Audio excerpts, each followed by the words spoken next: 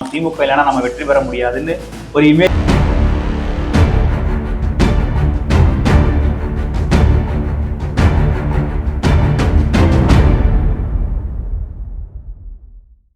Video போட்டு அவருடைய பணிச்சுமை சொல்றாரு.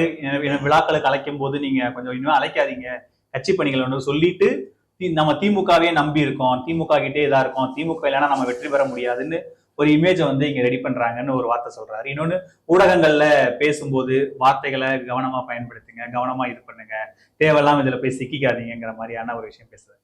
இப்ப ஏன் இந்த வீடியோவை வெளியிட வேண்டிய தேவை? தன் கட்சிக்காரர் புத்தி சொல்றாரு, என்ன இப்படி கூப்பிடாதீங்க, இப்படி பண்ணாதீங்கன்னு. அப்புறம் என்ன, திமுக தயவு இல்லாட்டி நம்ம இல்ல, தயவுல தான் நம்ம இருக்கிறோம் அப்படின்னு ஒரு வார்த்தையும், தேர்தல் நேரத்தில் எது வேண்டுமானாலும் மாறுன்ற எதுக்கு போடணும்? அதுதான் கேக்குறேன். இப்ப இந்த அறிவுரை சொல்லிட்டா என்ன கூப்பிடாதீங்கன்றதான் முடிஞ்சிருக்கும், அதுக்குள்ள ஒரு அரசியல் ஒரு பாயிண்ட். அதே மாதிரி இந்த பேஸ்புக்ல பேசுறதுன்றது இந்த மாதிரி கட்சிக்காரங்களை கண்டிச்சு இது முன்னாடி இன்னொருத்தருக்கு பேசினாரு. யாரு, ஒருத்தர் போய் ஒரு தனியார் நிகழ்ச்சியில உட்காந்து அது ஒரு சர்ச்சையானோன்னா நீங்க போய் பார்த்து, அதை ஒரிஜினல் தான். அதுக்கு பிறகு இப்போ அது வீடியோ பேட்டி ஏதோ கொடுத்து அது பிரச்சனையானோன்னா அது பார்த்து பண்ணுங்கன்னு அதுன்னு பேசுனாரு. அது அறிவுரை. இது எல்லாமே கட்சிக்குள்ள பண்ணும், வெளியவும் பேசக்கூடாது. இவரும் அதுதான், பிடிஆர் மாதிரி தான். இப்ப வெளியே பேசுறாருன்னா கட்சிக்காரங்களுக்கு இந்த மெசேஜ் இல்லை. பேட்டா பாத்துக்கோ, நைனாவெல்லாம் கூப்பிட்டு உட்கார வச்சுக்கின்னு பேசினுக்கிறீங்க, நாளைக்கு நைனாவை தூக்கி உள்ள உட்கார வைப்பீங்க, அப்போ நாங்க மைனாவா? அந்த கோபம் பார்த்துக்கோ, நல்லா இல்லை அப்படின்றது ஒரு மாதிரி சொல்றாரு. நான் இப்ப சொல்றேன், இவங்க பாமகவை ட்ரை பண்ணி திமுகக்குள்ள கொண்டு வந்தாங்கன்னா இவங்களுக்கு சிக்கல். நீங்க அந்த மக்கள் நல கூட்டணின்ற இது எப்போ வேணாலும் அந்த இது ஃபார்ம் ஆகிடும். இவங்க எல்லாருமே இந்த 6 சீட்டு அப்படின்ற மைண்ட் செட்டு 21ல கடுப்புல இருக்காங்க.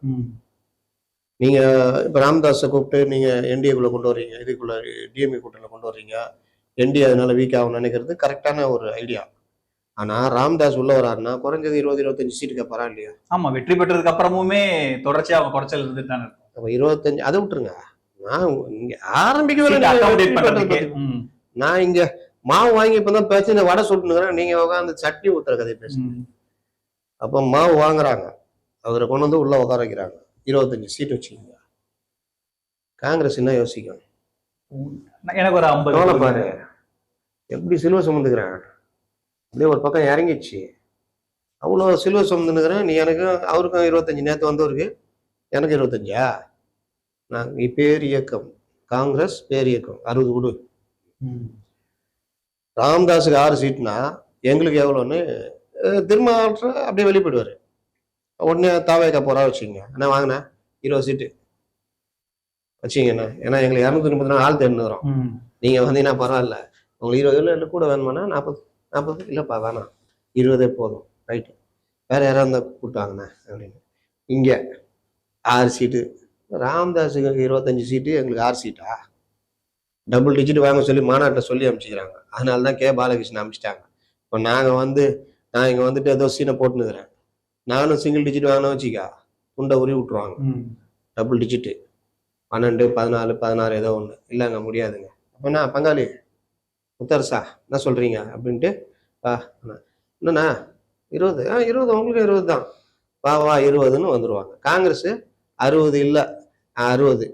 என்ன, நம்ம யாரையோ தலைமையை ஏற்றுக்கிட்டு இருக்கோம், விஜய் ஏற்றுக்க மாட்டோமா? காங்கிரஸ் பேர் இயக்கமா இருந்தாலும் வா அப்படின்னா என்ன ஆகும்னா திடீர்னு அப்படியே ஷிஃப்ட் ஆகும், சொல்லவே முடியாது. அரசியல் எதுவும் நடக்கும். அப்போ 60, 20, 20, 20, 120 சீட்டு அவங்க ஐயா ஜாலி, மீதி 114 சீட் நம்ம நின்றுக்கலாம், நம்ம தலைமை அப்படின்ட்டு அவங்க ஒரு இது ஃபார்ம் ஆகிடும்.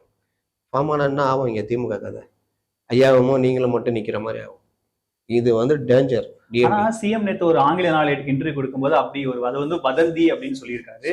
இருக்கிற கூட்டணியை தான் தொடரும், பாமக உள்ள கொண்டவர்கள் இந்த கூட்டணியை வச்சுதான் நாங்க தேர்தலை சந்திக்க போறோம்னு நேற்று இந்த குழப்பத்துக்கு தான் அவர் பதில் சொல்லியிருக்காரோ. ஆமா, அந்த குழப்பத்துக்கு தான் பேசும்போது திருமாவளவன் ஏன் அப்ப பேசுறாரு, பேட்டா நாங்க அவ்வளவு தூரம் கஷ்டப்படுறோம், 8 மூட்டை தூக்குனா 10 மூட்டை தூக்கிட்டு வரோம், போடு தோப்பு வரணும், எண்ணிக்கை எண்ணம் கூட உங்களுக்கு வந்துடக்கூடாது அப்படிங்கிற ஒரு மெசேஜா எடுத்துக்கலாமா? என்ன அளவுக்கு நாங்க அவங்களுக்கு முட்டு கொடுக்குறோம், வேங்க வேல் பக்கம் திரும்பி கூட பார்க்கல, சும்மா ஒரு சடங்கு பூர்வ போராட்டம் நடத்திட்டு வந்தோம். என்னதான் அந்த இது ஆணவ படுகொலை ஏதாவது நடந்தா கூட ஒரு நாள் அறிக்கை விட்டு கம்முன்னு இருந்துடுறோம், போராட்டமா அறிவிக்கிறோம். எவ்வளவு நாங்க பொறுத்து போல இவ்வளவு தியாகம் பண்ண எங்களை வந்து ஐயாவை கூப்பிட்டு இது பண்ணிட்டு வெளியில அனுப்புனா நான் முதல் நான் தானே வெளியே போனேன். அதனால அதுக்குதான் முற்றுப்புள்ளி வச்சுட்டார்ல சிஎம். இப்போ இந்த வீடியோ இவருக்கு பிரஸ் மீட்டா அதுக்கப்புறம் ஒரு வீடியோ இந்த நடிகைகள் கல்யாணம் பண்ணும்போது சொல்லுவாங்க, நீங்க அவரோட இருக்கீங்களே, நீங்க கல்யாணம் பண்ணிக்கிறீங்களா, ஐயோ நானும் அவரும் நல்ல நண்பர்கள், நீங்க நினைக்கிறதெல்லாம் தப்பு, இந்த மாதிரிலாம் கேட்கலாம் கேள்விலாம் கேட்காது, 6 மாசம் போது கல்யாணம் பண்ணிக்கலாம். அதனால இதெல்லாம் வந்து அரசியல்ல என்ன வேணா நடக்குன்றாங்க. நீங்க பழைய இதெல்லாம் எடுத்து பாத்தீங்கன்னா இப்படி வந்து இப்படி யூட்டன் போட்டு போன கதைலாம் இருக்குது.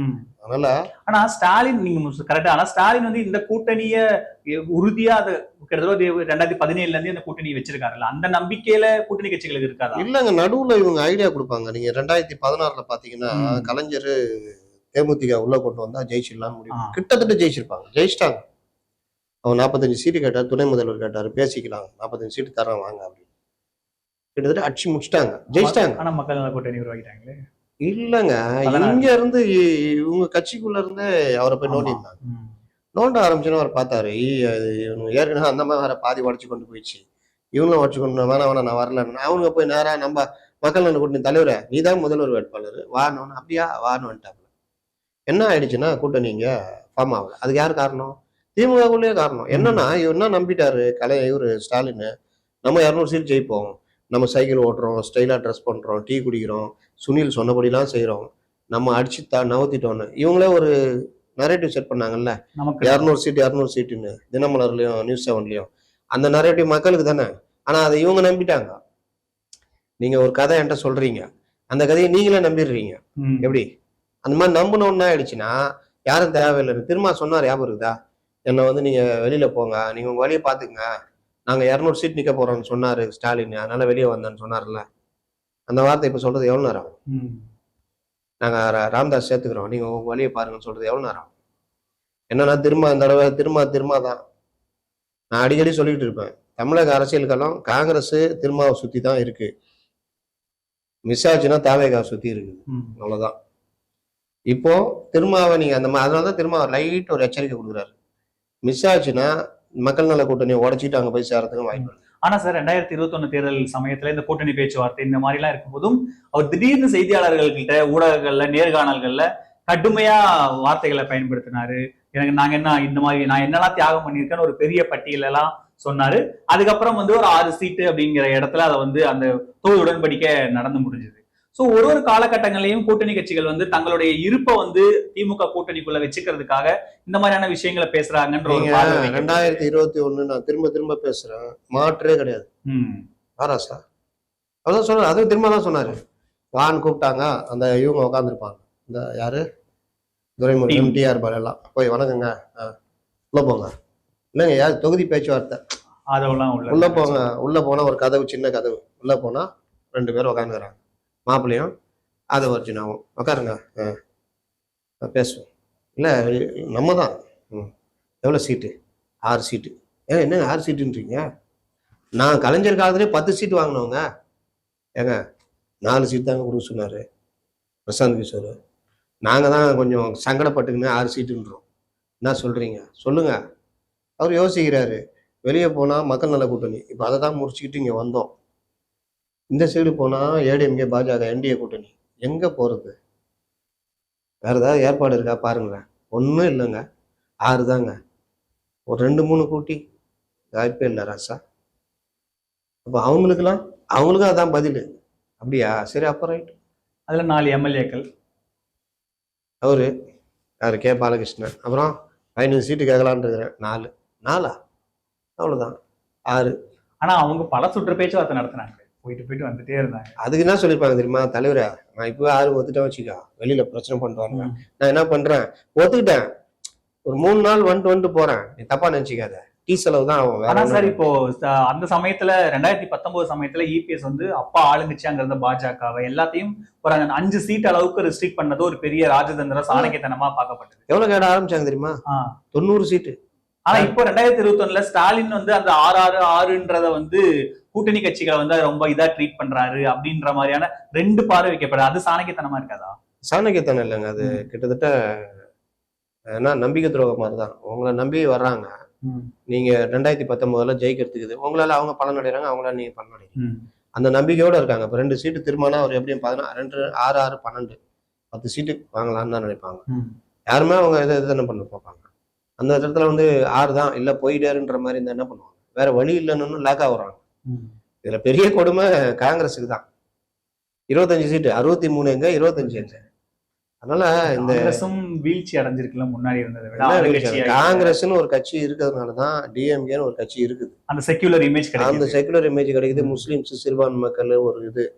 காங்கிரஸ் அப்படி நகர்ந்துச்சுன்னா பெரிய சிக்கலாயிடும். எவ்வளவு ட்ரை பண்ணாராங்க 2024ல எடப்பாடி. காங்கிரஸும் திரும்பவும் வந்திருந்தாலும் முடிச்சிட்டு இருப்பாங்க. முடியல, லாஸ்ட்ல இழுத்தாங்க. இப்ப வேற வழி இல்லாம அவர் போயிட்டாரு. பாத்தீங்களா, நாங்க சொன்னபடி போயிட்டாருன்றாங்க. அதனால டெல்லியில பேசி அதை முடிச்சிடறாங்கல்ல சார். இங்க செல்வ தேசிய கட்சியில நான் கேக்குறேன், 2011ல 60 சீட்டு இங்க தரேன்னாரு. சண்டை ஆச்சுல்ல, பேச்சுவார்த்தை எங்க நடந்தது? டெல்லி தான். இங்க பேட்டாஸ்லாம் வெடிச்சாங்க, காங்கிரஸ் நம்ம கூட்டு போது ஒரு சனி அப்படி இப்படின்னு. மறுபடியும் பார்த்தா 3 சீட்டு எக்ஸ்ட்ரா பேசி 63 சீட்டு முடிச்சாங்களா இல்லையா? அதனால அதெல்லாம் கணக்கு இல்லை. எப்பவுமே டெல்லி மத்திய கட்சிகள் டெல்லியில தான் பேசுவாங்க. அது அப்படிதான் நடக்கும். என்னன்னா இப்ப இவருக்கு நான் இறுதியா சொல்றது, ராமதாஸை இவங்க ட்ரை பண்ணாங்கன்னா அது திமுகவுக்கு சிக்கல்ல போய் முடியும். உளவுத்துறையும் அந்த ரிப்போர்ட்டை போட்டிருக்கு. ராமதாஸை தொடாதீங்க, ராமதாஸை கூட்டணி கொண்டு வந்தீங்கன்னா கூட்டணிக்குள்ள குழப்பம் வரும். இப்ப இருக்கிற கூட்டணி என்ன ஸ்ட்ராங்கா வச்சுக்க முடியும் பாருங்க அப்படின்ற அளவு தான். அதனாலதான் இந்த சிஎம் அதுல அட்ரஸ் பண்ணி அதை இருக்கலாம். அது ஒரு எப்படி முதலமைச்சருக்கான கேள்விகள் முன்கூட்டியே வழங்கப்படும், இல்ல மூத்த எல்லாத்துக்கும் அந்த இது இருக்கும். சோ அதனாலதான் இந்த கேள்வியை பர்பஸா அவங்க இந்த விஷயங்கள்லாம் நிறைய வருது, இதுக்கு ஒரு எண்டு கார்டு வைப்போம் அப்படின்னா இருக்கலாம். இதை மீறி இப்போ விஜயகாந்தை கெடுத்து விட்டாங்கல்ல 2010, அந்த மாதிரி யாராவது ராமதாஸ் உள்ள கொண்டு வந்தே ஆகணும்னா, இங்க ஒண்ணு இன்னும்னா 4 அவுட்டு போச்சுன்னா நீங்க விட்டதை பிடிக்க முடியாது. ஆனா பிஜேபி விட மாட்டாங்களா ராமதாஸ்? எப்படியாவது என்டிஏக்குள்ள கொண்டு வரணும் தானே. ஏங்க நீங்க ரொம்ப யோசிச்சு பாருங்க, ராமதாஸ் உள்ள வந்துட்டாரு, இவங்க வெளியே போய் தாவேகாவோட கூட்டணி அமைஞ்சாங்க. 3 பெரிய சக்திகள் ஆயிடுங்க. 3 முனை போட்டியிலும் சீமான் வரமாட்டார். சீமான் தனியாவே இருப்பாரு. 4 முனை போட்டின்னு வச்சுங்களேன். இது ஒரு 24% வச்சுக்கோங்க. அந்த கூட்டணி 30 எவ்வளவுன்னு தெரியாது. எது தாவேகா இந்த அணி அமைஞ்சா அதைதான் ஆதவ் சொல்றாருன்னு நினைக்கிறேன். நீங்க பாருங்கன்னு. ஒருவேளை இந்த மாதிரி ஏதாவது நடந்தது ஆகுமோ தெரியல. அப்ப இது அங்க பாத்தீங்கன்னா அது ஒரு 30, 32, 41%. 23, 18, 41. அப்ப டிடிவிலாம் வச்சுங்க ஒரு 35 கூட அவங்க வந்துருவாங்க. மறுபடியும் என்டிஏ மிஸ் ஆச்சுன்னா யாருக்கும் மெஜாரிட்டி கிடைக்காம இவங்க தொங்கல் இழுத்து விட்டுருப்பாங்க.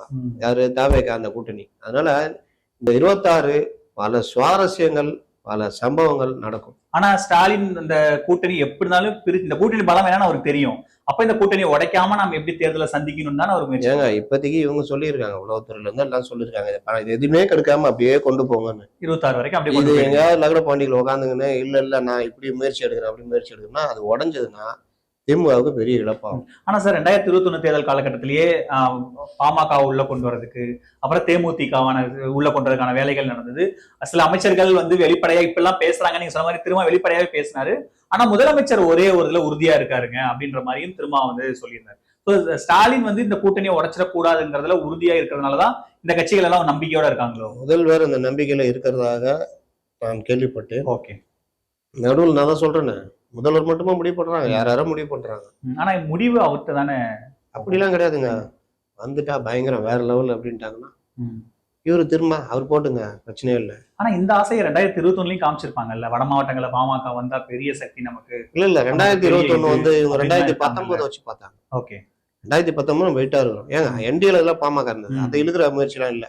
அதுக்கு 2019 பேசுறாங்க, அவங்க அங்க போனோன்னு விட்டுட்டாங்க. இந்த கூட்டணி அடிச்சு நகர்த்தணும்னா இதை அப்படியே கொண்டு போயிடலாம் தான் முடிவு பண்ணி போனாங்க. அதனால அந்த அப்பெல்லாம் முயற்சி இல்லை. இப்போ என்னன்னா என்டிஏவை பலவீனமாகணும்னா பாமக இழுத்துட்டா பலவீனமாகும் அப்படின்னு நினைக்கிறாங்க. ஆனா அது இழுத்தா நீங்க பட்டாசு கடையில நெருப்பு கொளுத்தி போடுற மாதிரி இங்க வெடிச்சு செதறிடும். ஓகே, அதான் விஷயம். என்ன நடக்குதுன்னு பார்ப்போம் சார். இவ்வளவு நேரம் உங்க நேரத்தை எங்களோட செலவழிச்சதுக்கு நன்றி சார்.